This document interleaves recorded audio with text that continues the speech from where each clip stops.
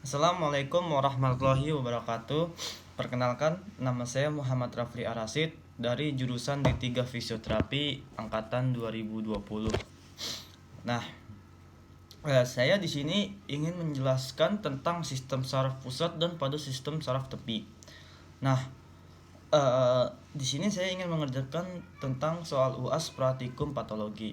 Nah, gimana sih penjelasan tentang sistem saraf pusat ini dan saraf tepi ini?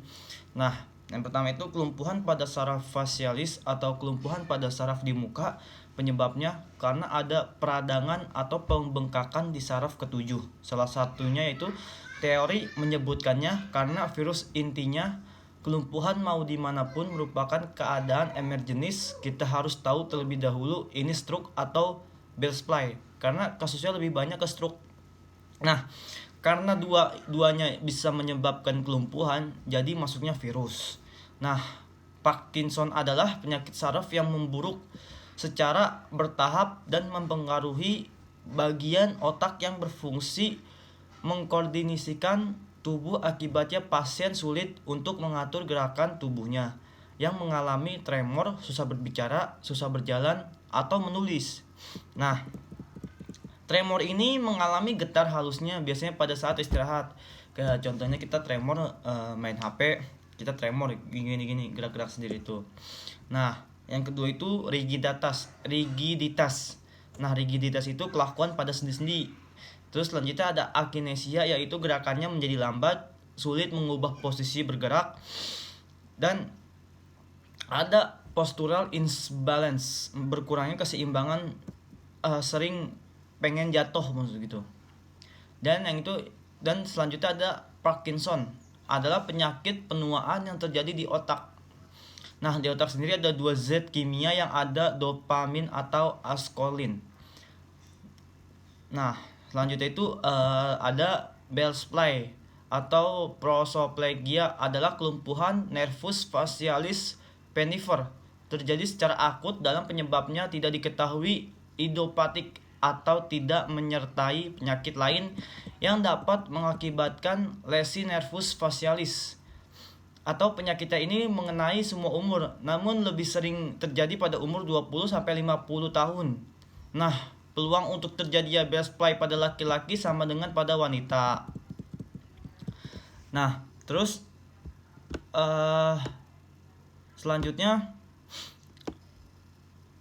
ada tentang permasalahan yang ditimbulkan pada Bell's palsy cukup kompleks, terjadinya masalah fungsional, kosmetika atau psikolog, sehingga dapat merugikan tugas profesi penderita atau permasalahan kapasitas fisik atau impairment, antara lain berupa asimetris wajah, rasa kaku dan tebal pada wajah, sisi lesi, penurunan kekuatan otot wajah pada sisi lesi, potensial terjadi kontraktur dan perlengkapan jaringan, potensial terjadi iritasi pada mata sisi lesi.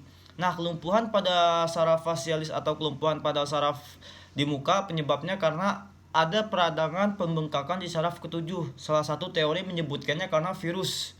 Intinya kelumpuhan mau dimanapun itu merupakan keadaan emergensi. Kita harus tahu terlebih dahulu ini stroke atau Bell's palsy karena kasusnya lebih banyak ke stroke.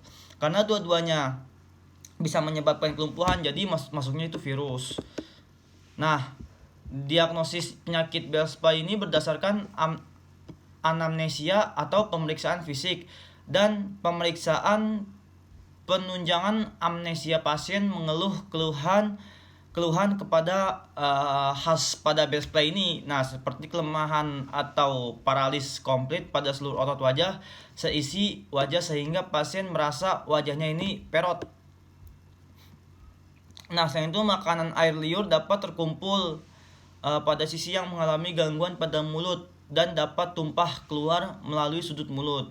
Nah, Parkinson adalah penyakit saraf yang memburuk secara bertahap dan mempengaruhi bagian otak yang berfungsi mengkoordinasikan tubuh. Akibatnya pasien sulit mengatur gerakan tubuhnya.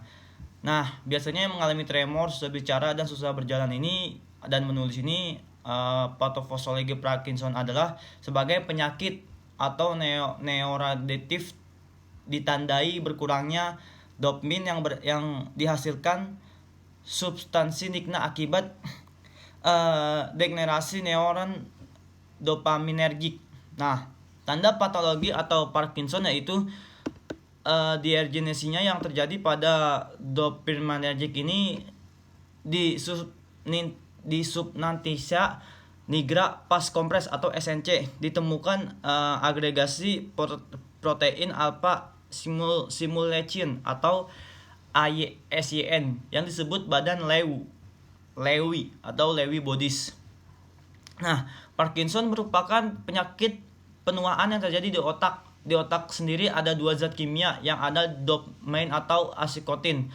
Diketahui bahwa penyakit Parkinson ini terdapat pola penyebaran pada Lewy yang memberikan gambaran atau gejala penyakit pada stadium awal dan akhir.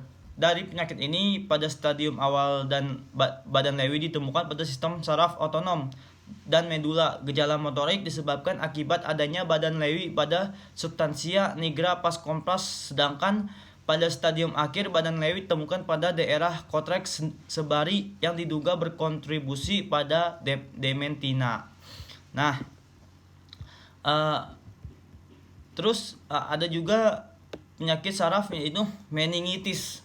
Nah, meningitis ini atau radang selaput otak adalah salah satu jenis penyakit saraf yang kerap dialami seseorang trauma pada bayi, anak-anak, dan remaja. Peradangan pada selaput otak ini umumnya disebabkan oleh infeksi virus atau bakteri, tetapi bisa juga terjadi akibat penyakit non-infeksi seperti alergi obat atau sarkoidosis. Nah, penderitaan meningitis ini biasanya mengalami beberapa gejala seperti sakit kepala yang hebat, demam tinggi, dan leher kaku. Apabila penyakit ini ditangani dengan cepat atau tepat, meningitis ini bisa mengakibatkan kerusakan atau permanen pada otak dan memicu komplikasi seperti kejang dan gagal ginjal. Nah, mungkin itu saja kasus dari sistem saraf otak dan tepi ini. Apabila ada kata-kata yang kurang berkenan atau kata-kata saya ada yang salah, saya mohon maaf yang sebesar-besarnya.